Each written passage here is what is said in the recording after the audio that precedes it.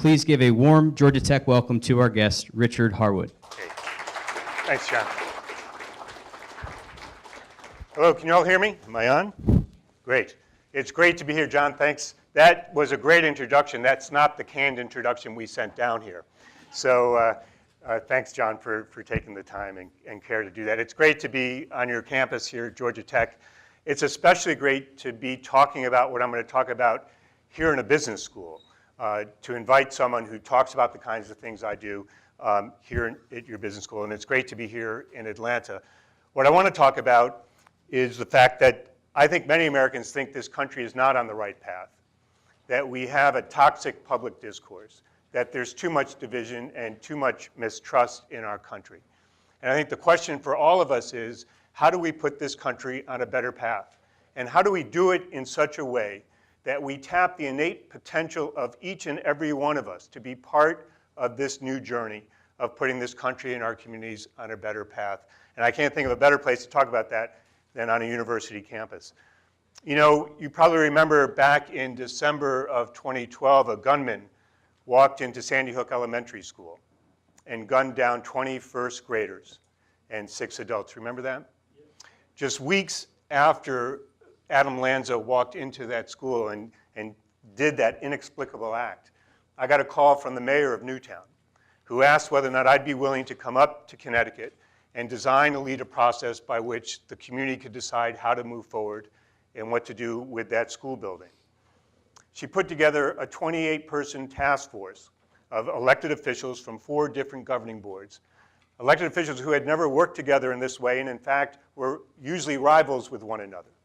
It was a perfect time for political rivalries to arise, for people to engage in political grandstanding, for people to pursue their own interests at the expense of the community. And every meeting that we held was in public, with cameras from CNN and all the news stations from New York, with the Wall Street Journal and the New York Times there. Everything we did was in public. What I learned as I led this process was that it was, yes, about what to do with the school building, but it was much more about how a community moves from a point of trauma and despair to pivot to healing and hope. It was how a community could do that. We held 4 meetings, and at the 4th meeting, we were going to make a decision about what to do with this school building, whether or not to tear it down or renovate it, whether or not to build on a new site or keep this existing site. But right before the 4th meeting occurred, when I flew up from Washington, D.C., where I lived, to Hartford, Connecticut, and then drove 45 minutes to Newtown, I learned that 30 teachers had released a letter, teachers from the Sandy Hook Elementary School. And they said in that letter that they would never go back to that school, that they would never step foot in that building again, and that even if we tore down that building and rebuilt on that site, they would never return. And so these 30 teachers came to our 4th meeting at 7:30 on a Friday night in the town hall chambers and asked if they could meet with this task force. The task force meetings up until that point, all of them had been done in public. But this one time we made an exception and decided to meet with these 30 teachers. The meeting, which was a closed-door meeting, was one of the most harrowing experiences I've ever had, where teachers talked about hearing the gunshots, where teachers talked about how they protected their kids by taking them into storerooms and into restrooms and locking the door, where one teacher talked about how one of her colleagues had been shot right in front of her, and that as her colleague fought for her life, the gunman riddled her with more bullets as she was calling out for her life. And so we went from this closed-door meeting back into the public session where hundreds of people were waiting for us to make a decision that night, and where all the television cameras were ready for us with their bright lights shining on us, and scores of radio programs with their microphones out. And I stood up in front of all that and I said to the people who were there and to the task force that tonight was not the night to make a decision, that we weren't ready, that too many of the task force members said that they felt stuck and unable to make a decision, that those who were so sure about what to do now believed they weren't sure about what should happen in this community. And so we ended that 4th meeting. And the next morning, the Wall Street Journal, the New York Times, they all called me and said, you see, we told you this process would fail, that people in this town would never be able to reach a decision about what to do and how to move forward. And one by one, these news reporters kept calling me and saying, why is it that this failed? And my response to them was, this may be the best thing that could have ever happened to a community. Because you know, as you reach important decisions, as you get closer and closer to them, they start to crystallize. And you start to realize the implications of what you're going to do. So on that 5th meeting in May, the task force members came back in, all 28 of them. And one by one, they said, we're now ready to make a decision. We believe we need to move forward as a community. And the thing that they said that I remember the most was this one comment, which was said over and over again. We need to move forward as best we can. That there is no good decision to be made here. That the only good decision to be made here would be to be able to rewind the clock to the day before our kids had been gunned down and those 6 adults had been shot. That there is no happy decision to be had from this, because no matter what decision we make and how well that decision is made, the fact remains that we're making a decision because 20 of our first graders had been murdered and 6 adults lost their lives. And in a town of 27,000 people, a small New England town, virtually everyone had been touched by this massacre. So there was no good news on this night. But what happened is this. A decision that we thought might go a third and a third and a third didn't happen. A decision where they could have been split 50-50 didn't happen. A decision where we could have been split 3-1 didn't happen. What happened on that 5th meeting, on that night in that small town hall in New England, was a unanimous decision to move forward, to tear down that building and to build a new building in its place, and to declare as publicly as people could that it was time to move forward as best we can. I think that's the challenge we face in our country now, about will we be willing to move forward as best we can. You know, we have a public discourse that is so toxic in this country, where when we get together to talk about issues, and this is surely the case here in Georgia, right? We get together to talk about issues, we are likely to point fingers at one another about what's wrong in our communities, place blame at each other's feet, cast aspersions at one another, question our motivations, question why we're even taking a position on an issue, and never work to solve it together. We have more leaders in our country and in our communities who seem to be more interested in their own good than the common good, their own agenda rather than our public agenda.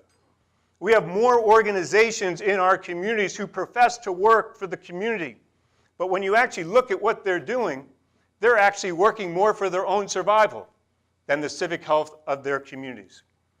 And we have more Americans, those of us in this room, who are more concerned and obsessed with instant gratification to get what we want when we want it, no questions asked.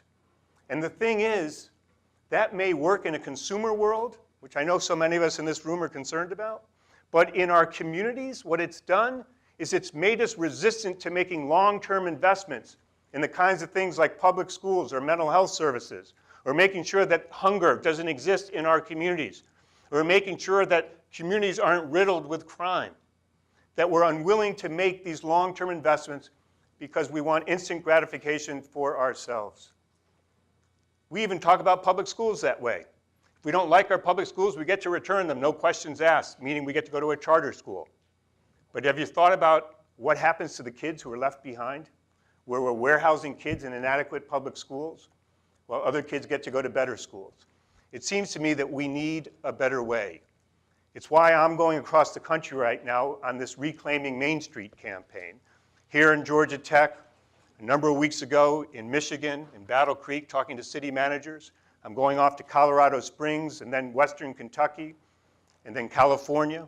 For the next 2 years, we're going to be sounding a call that we can do better, that we can do better, that we need to fix our public discourse in this country if we want to make progress, that we need to increase our sense of shared responsibility together, that we need to make community a common enterprise again, that we can't have community where we go it alone and where some of us are on our own.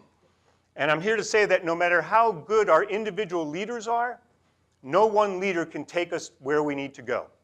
No matter how good our organizations are, and how much money they have, and how much impact they're creating, that to solve the problems that we face in our communities and in our country, one organization alone can't do it. And no matter how many individual active citizens we have, that no one of us can do it on our own. It seems to me that we've got to find ways in our communities to pull together and make community a common enterprise again. Now, to do this, I happen to believe that we need a new breed of leader, a different kind of leader, what at the Institute we call a public innovator. And we help develop public innovators through our work. And what we found is the public innovators who are making the most difference of being able to bring people together and marshal our resources and take us forward have three characteristics. They have a set of ideals, a set of beliefs about the ways in which communities ought to operate and should operate. But these public innovators, what they realize is beliefs and ideals are never enough, that we need to be practical, we need to be pragmatic. And so these public innovators that we help develop, they're interested in what works. They're interested in measuring whether change is coming about. And they're interested in acknowledging when they're failing or coming up short so that they can adjust and recalibrate their work. And then the third characteristic is these public innovators like risk, but not any risk, calculated risk. The kind of calculated risk really good entrepreneurs make in business, right? And they realize that those risks can never get too far ahead of their community because they alone, as I said before, can't create change. And so what I've said just 2 weeks ago, we announced that between now and 2016, we're going to train up 5,000 new public innovators across this country. We're going to grow the Institute's Public Innovator Corps to 100,000 new members because we believe we need a critical mass of leaders in the country who are doing business differently, can help us create proof points that change is actually possible, and can inspire us to create change in our individual communities. Now, these public innovators that we need, which I hope each and every one of you one day will become one of these trained public innovators, because it doesn't require a certain degree or a certain amount of money or a certain background. What we've realized in our work is anyone in communities can be a public innovator. What we found, though, is that these public innovators have a certain mindset, which is really critical. That they're all what I would call turned outward toward their communities. That their reference point for the work that they're doing is the community itself. This isn't a skill, this isn't a technique, it's a mindset, an orientation, a posture. It's about which direction we choose to face when we're doing our work. Are we facing out toward the community and understanding what's happening in our community? Or are we facing towards ourselves and our conference room, where our reference point is our own organization, our own strategies, our own programs? And these public innovators that we work with, they're all turned outward. And yet what I found over and over again in our research and in our work in communities, and we're working in thousands of communities in 40 countries now, is that so many of our leaders and so many of our organizations are more turned inward toward themselves. They're more concerned about their own strategies than they are about the community impact they're creating. They're more concerned about their impact, their survival, than they are the civic health of the community. They tend to focus more on activity than actually creating action. They're more focused on inputs than they are impact. They're more focused on process than they are on progress. They're more focused on public relations. Are there any public relations people here? They're more focused on public relations than they are in understanding people's reality. Understanding people's reality. And it seems to me, as I've done this research and done this work in communities, that the more organizations and leaders believe they need to be relevant and significant in the life of the community and create impact, what we find is the more inward they turn. The more they turn yet back again to creating a new strategy, creating a new plan, reorganizing their office, or for some of them, adopting a new logo, right? I don't know if any of you are working on these. My institute just adopted a new logo a couple years ago. We made it red. It used to be blue. We thought red is a more assertive color. I think it makes us more attractive. But I also know this. Having a new logo doesn't make us a lick more effective in the community, not a lick. And so in order to create change, it seems to me that we need to develop ourselves, whether we're public innovators or just active citizens or interested citizens. We need to have a mindset of being turned outward toward one another. And when we do that, there are 3 specific things I think we're going to need to do to help move the country forward. And I just want to share these with you. The first one is, I think if we want to fix our public discourse in this country, we're going to need to focus on our shared aspirations. Our shared aspirations. When we engage people in communities, we tend to do one of 2 things right now. The first thing we tend to do is we talk about our problems. If you notice this, whenever we try to get people together to talk about the challenges we face, we focus on our problems, and inevitably, what that does is it leads to, as I said before, people pointing fingers, casting aspersions, looking for someone to blame about why our public schools don't work, or why there's too much crime in a neighborhood. And before you know it, we're locked right back into the negativity and skepticism and cynicism that is holding us back as a country and as communities. The second thing we do, if we don't focus on problems, I don't know if you've ever been involved in these visioning exercises that a lot of groups do in communities. Have you ever been involved in these visioning exercises where you use these little yellow dots? Maybe you've done this in a business class. Where you use these little yellow dots and you say to folks, don't talk too much, just put the yellow dot next to the issue on the wall you care about. Now that may work for business, I don't know. But what I do know is it doesn't work for communities. Because these visioning exercises in communities where we're asking people to blue sky about their future, and we go to a place like Flint, Michigan, or Newark, or Detroit, where I've done a lot of work in all those communities, and we say to folks, you can have any kind of community you want, just blue sky through this visioning experience, and then we'll create it.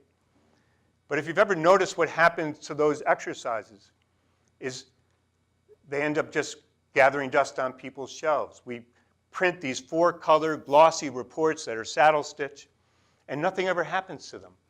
And we always wonder why nothing ever happens to them. And the reason is pretty simple. It's because we're asking people to blue sky about a community that will never be their community. We're saying to folks in Flint, we want to turn you into Palo Alto. But the folks in Flint, Michigan, many of whom came up from Alabama and Mississippi to work in the auto plants in the 50s and the 60s, they don't want to live in Palo Alto. They want to live in Flint with the history and heritage that they helped create. What they want to do is recreate Flint, not create Palo Alto in the middle of Michigan, right? And so these visioning exercises, and I think this is important whether you're in public life or in business life, these visioning exercises bear no relationship to people's reality and where they want to go.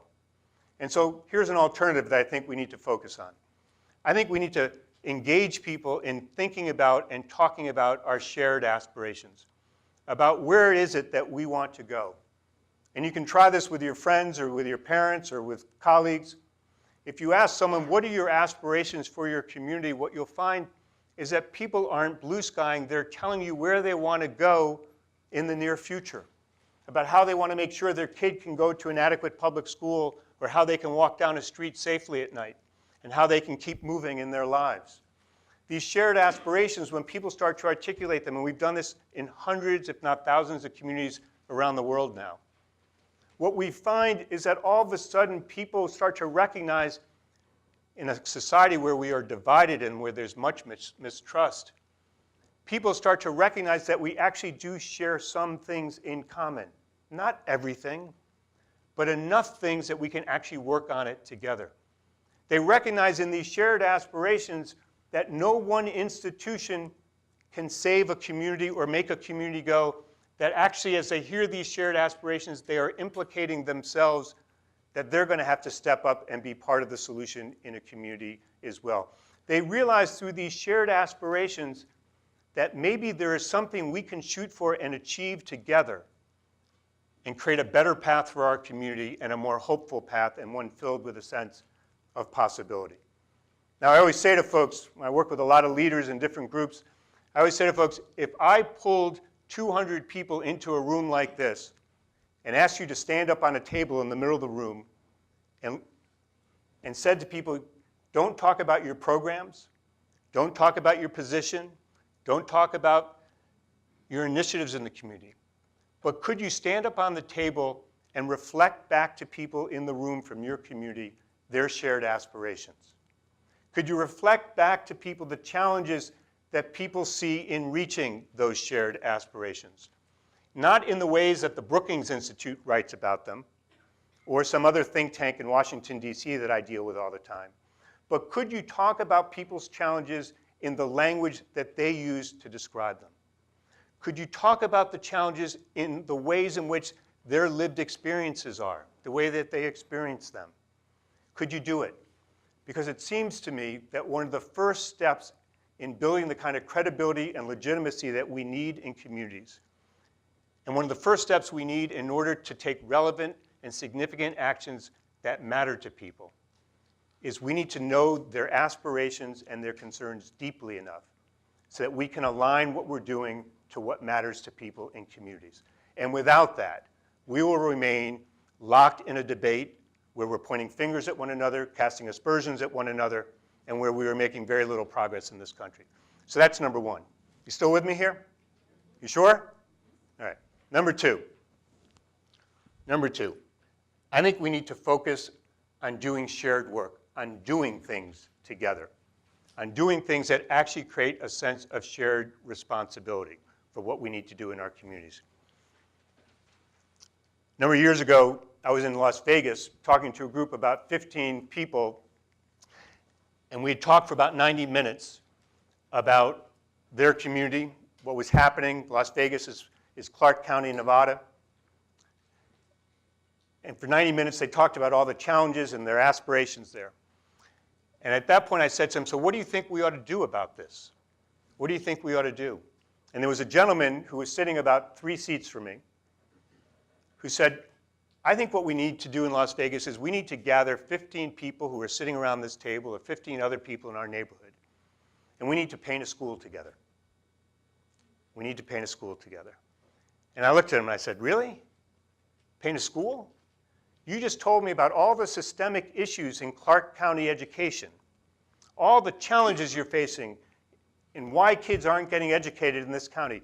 And you want to paint a school? That's going to solve the problems that you see in Clark County public schools? And he looked back at me and he said, he said, Rich, you seem like a nice enough guy. You're dressed nicely. But I can tell you this, you're not listening real well. So let me tell you why we want to paint the school. We want to paint a school because we believe we need to get people out from their homes, back into the community, to do something together. That we need to get these 15 people out from their homes, and we need to set a goal together. We need to get these 15 people out from their homes and set a goal, and then we need to start working at achieving that goal together. We need to get these 15 people out, and when we're trying to achieve our goal, when we hit a challenge that we didn't anticipate, and we sort of fall down and scrape our knee, we need to demonstrate that we have the fortitude and the will to get back up and dust ourselves off and keep moving forward. And we need to get these 15 people together. And when we achieve our goal of painting this school, we need to celebrate. Because in our country and in our community, we tear people down real well, but we actually don't celebrate the successes that we have together. He said, when we do this in this school, maybe the kids who go to this school will recognize that the people who live around this school care about their education and about whether or not they succeed. Maybe the parents who aren't involved in those kids' education, helping them with homework at night, maybe those parents will realize that other adults care, and maybe they can get together and help these adults help their kids. Maybe, just maybe across the way in another part of Las Vegas, people won't want to paint a school, but when they see us painting a school, it'll trigger something in them, and maybe they'll decide to clean up a park or do something else. He said, I don't believe for a moment that painting a school will affect the systemic issues we face in Clark County public schools. But I know this, that unless we get together and rebuild the trust in this community and rebuild meaningful relationships and develop more confidence in our ability to get things done together, we will never get to those systemic issues because we don't trust one another enough, there are too many divisions, and there are too many people going their own way. What he was saying that night is something I've heard across this country. And it's as old as the founding of this country, which is this country was built on building things. The American Revolution was about building a new country. Getting rid of slavery was about building a better country. Doing child welfare laws was about protecting children and building a better life for them. Making sure that we had civil rights in this country was about ensuring that everyone could be part of building a better country moving forward. We are a nation of builders. And what I hear Americans saying now is, we can't keep talking so much. We need to start doing things together. We need to start building things together. Now, this Las Vegas conversation I held, it was part of a year-long walk I took across the country, talking to Americans about their lives, this country, their communities, and where we're headed. And it was right after the Great Recession. I spent a year doing this, among other things. And people during these conversations talked about their homes being underwater, about foreclosures, about the fact that they think that the rules are rigged in the society for the rich and the well-connected, and the rest of us are trailing behind. But those weren't the big issues, the main issue people wanted to talk about. The number one issue that I learned from taking this walk across the country, in which I subsequently wrote a book about called The Work of Hope, the number one issue was this: that we need to restore our belief in ourselves and in one another, that we can get things done together. That we can get things done together. And I think that's why painting a school or cleaning a park under the right conditions can actually help us set a different trajectory for where we want to go as a country right now. Last point, third point. I think if we're going to move forward, we need to learn how to tell a better story to ourselves about our communities. About our communities. In all of our work, we've found that the great hidden factor about whether or not communities move forward or not, the great hidden factor, is the story they tell themselves, the narrative they have about themselves. And what we find is so many communities in this country have an ingrained negative narrative. A narrative that says that we can't create change, that change won't happen here, that we're not capable of it. In Flint, Michigan, the narrative was that GM is going to come save us yet again. All right, that GM is going to, rural communities, if you're from a rural community, it's often that we can't do that here. We tried it 30 years ago. It didn't work then. Why should we do it now? In Las Vegas, when I worked there during the height of their economic boom, their narrative was, I'm for me and you're for me. I'm for me and you're for me. These narratives hold us back. In Youngstown, Ohio, where I was doing some work, we got a call from the Academic Distress Commission there. The governor had taken over the public schools in Youngstown. He appointed an Academic Distress Commission. They put out a school reform agenda that looked like every school reform agenda you'd ever seen. You could go to any website and download it. And right before they were going to implement this education reform package, they realized they had never talked to anyone in the community. They had never engaged anyone in the community about their school. So I got a call from a foundation president who said, we want the Institute to do this work because we trust the Institute to do it. And I said, we'll come to Youngstown under two conditions. One, we get to decide what questions to ask people. And two, we get to decide who we're going to talk to. Who we're going to talk to. And here's what we learned when we went out and talked to people in Youngstown about education, their expectations around education, and moving that community forward. When we talked to adults there, including parents of kids in public schools, what they said to us was this: when we see kids walking down the street toward us in Youngstown, we make sure we cross the street. When we see kids in Youngstown, we see kids who are unable to learn, who are likely to get in trouble with the law, who will probably spend some time in jail, and who we're not sure have enough potential that we really want to invest in them. That was the narrative that we heard as we talked to parents from all walks of life across that community. Can you imagine that? And then we decided, well, let's talk to some students, some kids who were in the school. And so we were talking to them one day, a number of different groups. And at one point, do you know what they said to us? They said, we know what adults say about us in this community because we experience it. When they see us walking down the street, they cross the street. When they look at us, they don't believe that we have potential to learn. They believe that most of us at some point are going to get in trouble with the law and that we're going to spend some time behind bars. Now imagine trying to improve public schools in a community like Youngstown, Ohio. And this is the narrative of the community and the narrative that kids know about, that adults are saying about them. What difference does it make what size a class is or how much technology is in a classroom if this is the narrative of a community? Why is it that we expect a kid in Youngstown in the middle of the winter when it's really dark early in the morning and cold, why would we expect a kid to wait on a corner for a half an hour for a school bus to take him or her to a school where this is the narrative about them? Why would we expect a kid to come home and do his homework in a house where there's chaos and trauma occurring around him and go the extra mile when everything tells him he ought not to start? Why would we expect a kid to succeed under those conditions? It seems to me that if we want to make progress in our communities, we've got to spend some time creating what I would call a can-do narrative about how we move forward.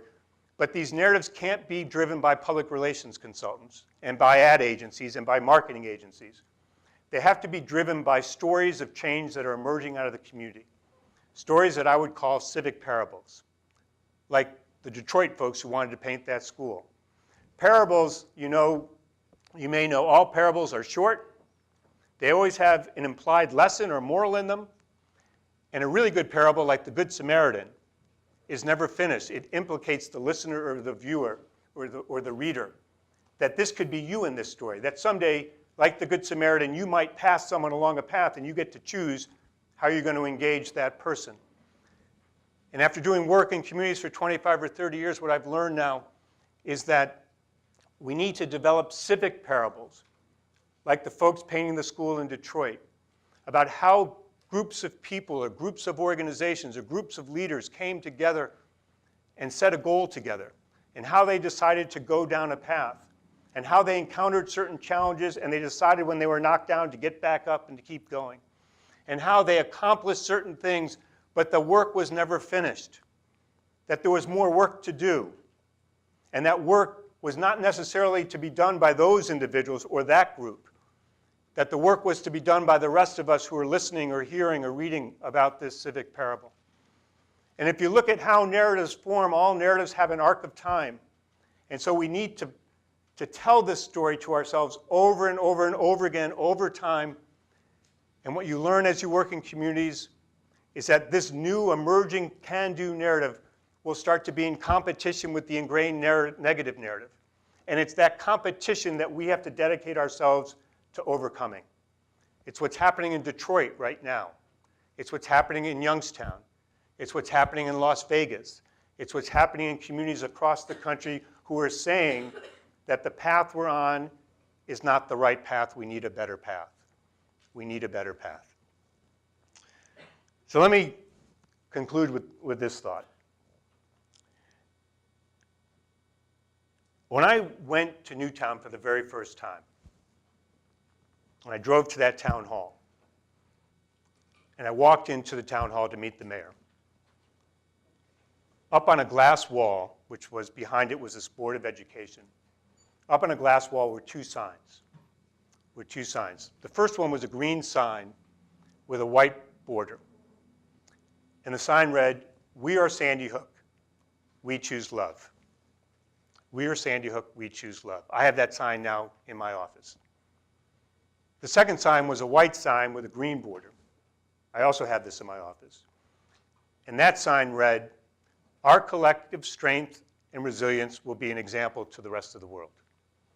Our collective strength and resilience will be an example to the rest of the world. Newtown's demonstrating that by the ways in which they're dealing with the aftermath of their disaster. I think they deserve enormous credit.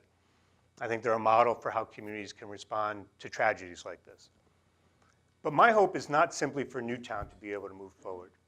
My hope is that every community in this country will have that second sign hanging up in their community, that our collective strength and resilience will be an example to the rest of the world, that it'll be hanging in our public libraries, it'll be hanging in stores, it'll be hanging from streetlights, that we are an example to ourselves that we actually can believe in ourselves again, that we can be an example to people across town who may feel that they've been left out and pushed back, that it can be an example to the community 20 miles or 100 miles away, that it can be an example to a community clear across the country on another coast. It seems to me that we face a fundamental choice in our country right now. We can resign ourselves to the path that we're on, the path where we can't have productive public discourse, where we have mistrust and division, and where we resign ourselves to what's happening around us, and we just keep muddling through. Or we can choose a different path, the path I hope you'll choose, the path that says we can fix our public discourse and make it productive, the path that says we need shared responsibility if we're going to tackle the challenges and achieve our aspirations in this country, and the path that says that community must be a common enterprise because it requires all of us to move forward together. Thanks so much for having me, and thanks for listening tonight. It's great to be here.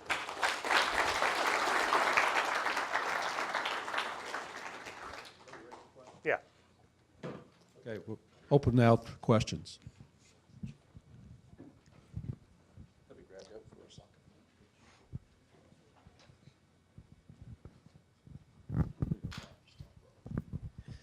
So, great talk. I'm real drawn to your comments about the state of sort of political and public discourse in the country and this ability to tear each other down and point fingers. So I'm curious to see what you think about this day and age. If I live in a community, I can come home and turn on my TV and find out that the person that lives to my right is my enemy, change the channel and find out that the person that lives to my left is what's wrong with this country. What are your thoughts on the way that the media has tended to sort of be an engine of this driving of political discourse that we face and social discourse within the community? Yeah, I think it's huge. I mean, I spent the 1990s transforming the largest newspapers in the country when newspapers were still kind of relevant. It's why we work with public broadcasting now and why we're working with new forms of media. I think the media are major culprits in the corrosive effects in our society. I think we need to hold them accountable for what they do. I think they need to reflect more on what their responsibilities are to a society that buys their product. They're not simply a commercial product. They're a cross between a commercial product and a public good. And so I think they have some responsibility. That said, I think the media, much like our elected officials, are going to be the last ones on the train. I really do. That's been my experience. And so if we think that somehow we have to wait for the media to change before we're going to step forward and change things, I don't think we're going to see a whole hell of a lot of change. I think the media and our public officials are going to take their cues from the rest of us. All great change in this country bubbled up, and it ultimately connected with leaders, whether they're media or political leaders or nonprofit leaders, who were already thinking these things but didn't have enough cover and enough support. And I think the things that we do in communities matter because I think these people are watching because they want to be relevant. And so I think we need to change the relevance equation on them.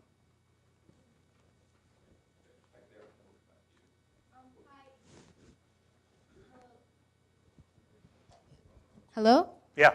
Hi, I'm Claudia. So I was kind of, for your second point of shared responsibility, you mentioned the story about painting the school, and you asked, well, how is that going to help? And he gave you the response.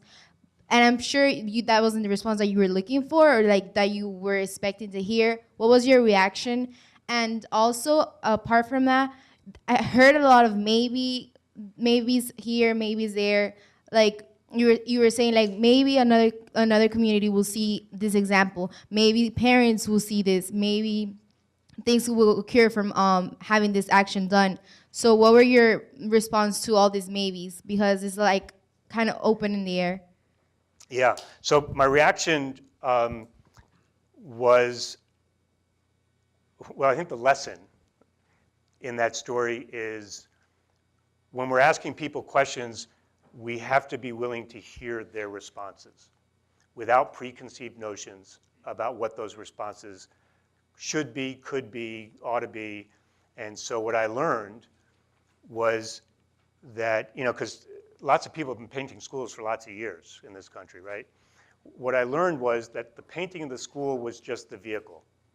That the thing that they were really getting at was, we need to find a way to restore our trust in one another. We need to start at really small local actions so we can rebuild our trust. We can rebuild meaningful relationships, and we can rebuild our confidence. And that's why we're going to paint a school or clean up a park. And the other thing I learned about this, sort of taking it fast forward, is, I work with some of the largest nonprofits in the world, like United Way Worldwide, that has as its mission to sort of gather up volunteers to do things. And so my message to the CEO of United Way Worldwide is, it's not about you gathering up thousands and thousands of people to paint a school. It's whether or not you can actually create the space for people to come back into communities to rebuild their relationships and trust, which means you have to give them control of the work, and you have to let them set more of the goals. They're not there simply to hold a paintbrush to paint the wall. And so that's the other implication of this. The thing about maybes is this.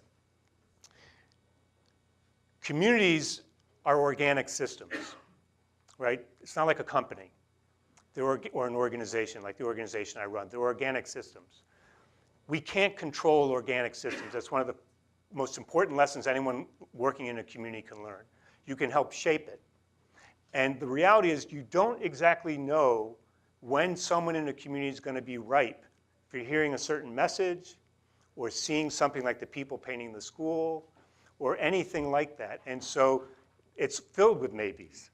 We just don't know. And so one of the most important things in working in communities is how do you create what I would call the enabling environment, the right conditions that might spark people's imagination, that might engage them in a certain kind of way, that might create a pathway for people to move forward. And that's why the work is so hard. So Harwood wants to make a community a common enterprise again, and you mentioned that Public Innovators are the greatest vehicle for this. What goes into their development and training, and what do you look for in a public innovator? That's a great question.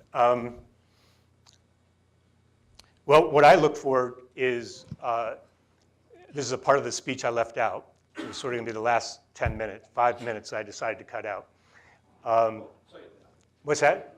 You can say that for you. It was going to connect to some other things, but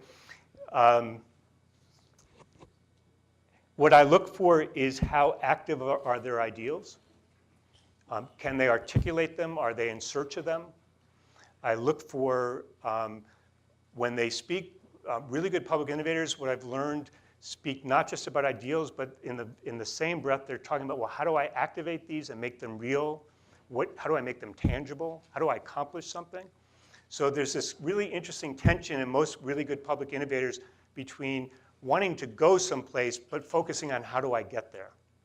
And then the other thing I look for is, as I said, is do they have experience with risk?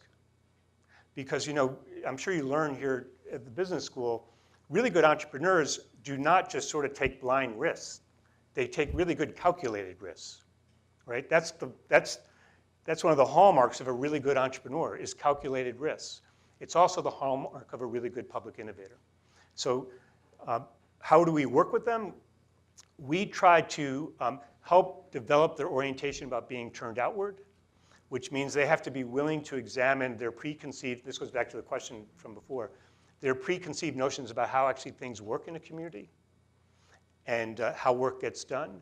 And then we have 7 core competencies that we teach public innovators, both in terms of how do you understand a community really deeply, how do you apply that knowledge to developing strategies, how do you decide who you're going to run with in the community as partners, how do you develop metrics so that you're actually measuring whether or not you're producing not only change on the issue you care about, but whether or not you're actually building this enabling environment I was talking about. So we teach all of those core competencies, and increasingly colleges and universities are coming to us and saying, will you match up this work with the work we're doing in developing students? And so we're really excited about that moving forward also. So. Yeah. Sorry, she actually stole my question, but I'll maybe just add on top of that. What is the age group that you're looking for in public innovators? Is there a specific age you're looking for? Is there a specific industry experience? What do you, I don't know. That was my question. We're looking for people of all ages. You know, since I'm in a room of millennials, right? You know, so I'm 53 years old. I started the Institute when I was 27, right? Against all the advice of my mentors. And I believe at this point in doing this work for all these years, that it's your generation that's going to be really pivotal to whether or not we move forward. I also think it's retiring baby boomers who are going to be really pivotal too. So I just talked to I gave a speech to AARP yesterday to all people 55 and older. And I'm here today to, I assume everyone's under 55 here. But I believe for the AARP members, it's a reservoir of untapped potential and skills. But I actually think we need folks in your generation because you're coming with a different set of notions about how the world works. I mean, just look at this room. This room is incredibly diverse, right? At the AARP crowd, it was not incredibly diverse, right? This, you know, you come from different experiences. Your notion of tolerance is much different. Your notion of engaging with each other is much different. Millennials, by and large, have a much more, a greater desire to get things done, to do things. And that meaning comes through doing things, not simply talking about them. So what I would say is, any of you here want to be a public innovator? Grab some of our materials. Our email is on it. Send us an email, and we'd love to talk to you about it. I'd love to talk to you about it after this as well. So. It seems like you guys have a lot of good tools and resources for training and Yeah. teaching. But I was wondering what process you guys use to bridge the gap between finding those aspirations and turning them into like something tangible. All right, great question. So let me just tell you, this is the part I left out of my speech. You know, when I was a kid, I was diagnosed with cystic fibrosis. So in the 1960s, that was a death sentence. And I spent most of my childhood in hospital beds listening to doctors talk to one another, but never to me. And the problems that I had were never solved. You know, luckily, fortunately, I grew out of the diagnosis. But that was 20, 30 years later, right? And so my bent in this work is that, A, I want to make sure that everyone has a voice and has a sense of hope. I want to make sure that we're not just talking about things, we're doing things, and that there are people in our communities that need help, that need better public schools or safer streets, or if you're in the middle class, a leg up on the ladder of the American dream. So my whole bias is towards action. So that's a prelude to answering your question, because I think it's a really important question, because there's a field of a school of thought in the country around dialogue and deliberation that we just need to keep talking, and I've divorced myself from that field because I just don't think that's how we're going to solve our problems. So here's the answer. Shared aspirations is a beginning. It doesn't get you it gets you a couple steps onto a path. After that, we need to figure out what are the challenges in reaching those shared aspirations, and we need to combine that not just with what we learn in a community, but with what I would call expert knowledge. Knowledge of people at Georgia Tech, knowledge from people from the Brookings Institution, knowledge about best practices about how to solve problems, right? We need to combine all that. Then I think the task is, and you've pinpointed the major inflection point for communities, because this is where it breaks down, is we've got to be able to translate what we know into effective strategies. And so we work with people on that. And that means developing a discipline about a number of things. One is, are we developing strategies that actually reflect what we learned from the community and from that expert knowledge? In a lot of cases, what happens is we forget everything we've learned and we just start developing strategies, right? Second, are we developing strategies that actually fit the context of the community? Because in a lot of cases, what we do is we import strategies from other communities and we forget about the context of our community. Third, are we developing strategies that we actually have the capacity to implement in our community? The biggest problem in places like Detroit and Flint and Youngstown and Atlanta is we keep embracing strategies that require much more capacity than we have. And we refuse to build up our capacity so we can actually implement something that can work. And so they fail. And so these are all the things that we help people develop a discipline around and do. And in really good communities like Spokane, Washington, where this just happened, and they developed strategies around middle school students transition to high school, and they're doing it in the ways that I was just outlining. They've now formed a collective impact strategy that has 40 organizations, 4,000 volunteers, funding from the Gates Foundation, and they're actually making a difference. And so it's possible. It really does require discipline, though. Does that answer your question?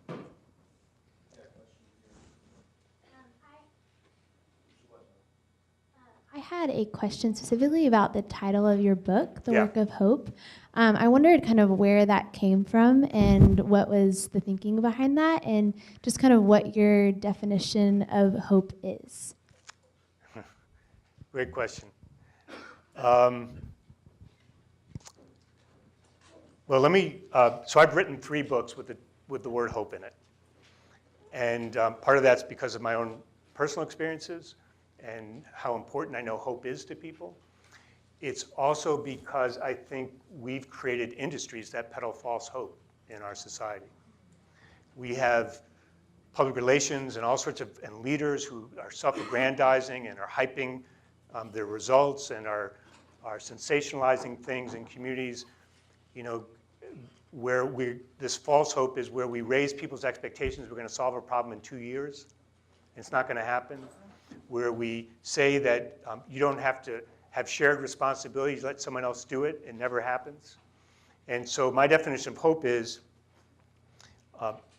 how can you see signs of progress, that things are moving on the right path? How can you see that it's possible to get together with other people and be part of something larger than yourself? How can you see that when something goes wrong, we actually have the fortitude to get up and fix it? Right? There's a whole set of elements that go into hope. And so the reason why the title came about was, and this goes back to the second question, when people were talking about what we needed to do in the country, they kept coming back to small local actions. It was really interesting, and I wasn't expecting that, right? And this is at a time when President Obama was talking about big change, and he and Congress were fighting over everything. And what people were saying was, we need to get together in small local actions, not because that's going to solve our problems, but because, as I said a number of times, it's going to, if we have enough of them, it will create a sense of hope that we're on the right path and that we've created a better trajectory for ourselves. And hope is about trajectory also, right? That we see something moving in a direction that we can believe in and that answers something that matters to us. And so the work of hope came from what people were describing were works of hope. Right? That's where it came from, that these were works of hope. And what I've realized is that might make a good book title. It didn't make for a good media tour. And so we needed to change up the message a bit for the media. But that's where the title came from. Yeah.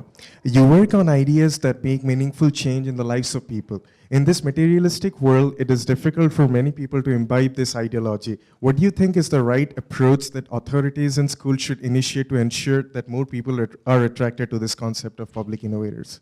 Did you say in schools? Yeah. That's a good question, too. You know, when communities or fields are in the place where our country is. If you look at sort of how the literature around how paradigms form, right? It's very much around notions of small pockets start to form and they spread, and as they spread, a new lexicon is formed, a new language is formed. As a new language is formed, new networks emerge. As the networks emerge, you now have a competition between paradigms, right? Does anyone here study paradigms? Did I get that right? All right, so that's basically the essence of it. So if you think about that, because I think that's the fight we're in, about paradigms, then I think the way it happens is you look for early adopters who are willing to do business differently, right? So for us, we've been talking in schools to Rutgers University, to Southern Indiana University, to University out in California, who are saying in schools like this, we want to start to develop our students. You can call them public innovators, you can just say public sensibilities, right? A lot of journalism and communication schools are coming to us and saying, we need to educate our journalists differently and they want to use our approach to do that. And so what we're looking for are, who are those early adopters? How can you shine a light on them? How can you start to connect them? How can you create a lexicon? And then how can you sort of ramp up the fight over time? And that's basically our strategy. Yeah. Hi, I'm Julia, and I was just wondering, what are some things that we can do in our everyday lives that can kind of work towards those steps of shared aspiration and shared responsibility? Just like, instead, not just big things like, leading initiatives, but, just little things that we can do within the community to kind of work towards those goals. If you have neighbors who want to do something, or dorm mates who want to do something, instead of starting with the question of what problem do we want to fix, you might want to say, what are our shared aspirations about X? And what you'll find is it sort of reframes the discussion and helps to create a different pathway. So that would be one thing. If you have a study group you're working with, right? So this just goes to school. If you have a study group you're working with, you might say, what are our shared aspirations for this study group? And what you'll realize is that in asking that question, you're now going to start to think about how do we create the right conditions for this study group to succeed, as opposed to what are the rules of this study group, which is punitive by nature, right? So that would be a second way to do it. If you're in an argument with someone about immigration policy over beers at night, right, or wherever you may be, at some point stop the argument, which if you have opposing views, will get into loggerheads, right? And ask the person, so what are your aspirations for this country? And then ask, where do immigrants fit into that, right? So that would be another kind of thing you could do. So it's in these small ways. If you have a family and you can't decide on something, you might want to ask people around the table, what are our shared aspirations for our vacation? And you'll be surprised that that might unlock a discussion. And to your point, which I think is a really great question, these are all habits, right? They're habits. And what we're finding in training public innovators is that it's the development of habits, a mindset and a corollary of habits that are really pivotal to moving things forward, because when we work with adults, what we find is the adults are taking our work, and I can't tell you the number of people who have come up to me 3 years after we worked with them and said, I took your stuff and I applied it to my broken marriage, and my marriage now works. I took your work and I looked in the mirror at myself, and I'm now in AA. I took your work to a church group I belong to, and now our church actually is functioning better, and people are finding meaning there as opposed to just being told what to think and do from the pulpit. And it's those habits that can change not just big things, but our individual lives, and I think that's why this is so important. Okay, we have a question right here, and I'll take more questions, and then we'll be Okay. So you mentioned how many organizations are turned inward rather than outward. How can we as individuals soon to be entering the workforce, what efforts can we make to turn businesses more outward, like individually? It actually goes back to the question that was just asked. I think what you want to do, we're often taught or led to believe that the most important thing we should have is the answer, right? Got to have an answer. You have an answer to every question, right? Make sure you know the answer to every question. It's true, you need to have some answers to some questions. But if you're actually interested in moving things forward, the most powerful thing is seldom the answer. It's usually the question. Because the question actually gets people thinking differently and may help them discover alternative paths to what they're on now. And we find this in our evaluations in communities all the time. And so what I would say is, where you can start is by asking different questions when you're in the room, right? What are our aspirations? What are we trying to achieve here? What are the norms by which we want to work together, right? If you're working in a group, what are the norms by which we want to work together? How is it, I've been approached by lots of companies about how they think about their company as a community, right? How is it within these walls we develop a stronger community? And so all of our work applies internally to organizations thinking about how they develop as communities, as organizations. So you could take anything off our website and apply it in that same way. But what I would say is, and this is true the younger you are, but I try to say this to everyone we work with, give yourself a break. None of us have the answer to most of the questions we need to answer. If we did, we would have done it by now, right? And if we had the answer to the question, in a lot of cases, the dilemma before us is not that we didn't have the answer. The dilemma before us was we didn't have the right conditions set for us to create the will to move forward together and make a collective decision in the way that we need to move forward. In order to break through those things, you need the right question. And so that's what I would say. Come with the right question. Let's take one more question over here. And Rich, you're going to be around for a few minutes. Yeah. Is that correct? Because I know there's other students that have questions for you as Absolutely. well. So we'll break after this question, and then those of you who have more questions for Rich will just come down to the front of the room. Hi. So on your point about looking inwards, individuals and organizations doing that, and bring it to the scale of a school or university, there are several organizations and clubs that exist.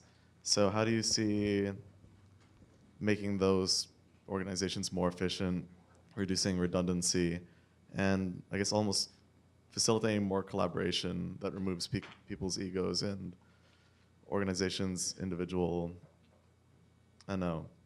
goals, I guess. How do you see an improvement in that? This is going to sound somewhat repetitive.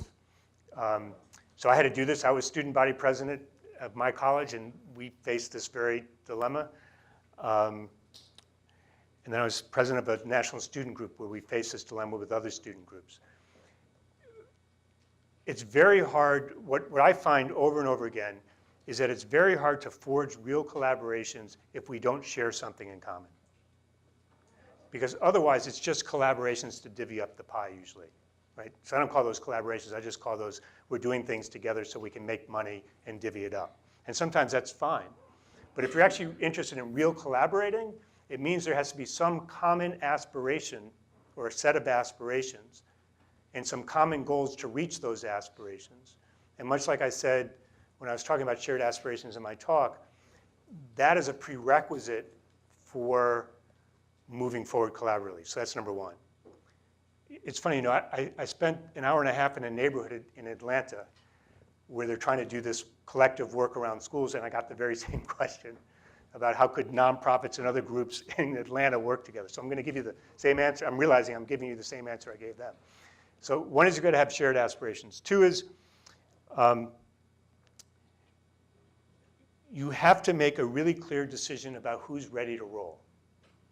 So one of the things that we teach public innovators is, you know, in a lot of collaborations, we think we want to gather up as many groups as possible and get them all moving in the same direction. I say that's the kiss of death.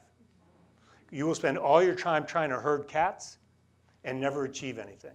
So for me, the most important thing is how can you identify groups that share that have common aspirations and that want to achieve something together. Another way to put this is deciding on who to run with. And what we teach folks, you know, going back to your question about hope, one of the first things I say in our Public Innovator Lab is, if you're interested in creating hope, you have to be ruthlessly strategic. You have to make real choices. You can't be all things to all people. It never works. And so in the case of your question, what I would say is be ruthless about which groups you want around the table, right? When I did transform major newsrooms, journalists didn't like me because we were changing their world, right? I used to have journalists jump over tables and take a swing at me sometimes in their newsrooms. And so what I told the publisher and editor of every major newspaper we worked in is, I want to put all of our work in a glass conference room, the team that we're working with, and I want to shut the door. And what happened was the journalists we were working with started writing better stories, and they got on A1. And then all of a sudden, everyone on the other side of the glass wall all of a sudden wanted to be inside with us. And I would look at them and go, sorry, we don't have enough room right now. So essentially what we were doing was creating pent-up demand, right? Which gave us, when we unleashed it, gave us much more energy within the newsroom. And so what I would say to you is create some pent-up demand. Find some groups that want to roll, that you share common aspirations with. There's a tool on our website you can download to use called Shared Aspirations. It's 3 questions. It's free. Use that with groups, and their answers will tell you whether or not you share common aspirations. And then figure out who you want to run with, and then say to other groups will start to want to join with you when they see you doing work differently. And that's when you'll start to get more groups to come along. And that's what I would focus on. Rich, thanks for coming to Georgia Tech today. Great, thanks so much.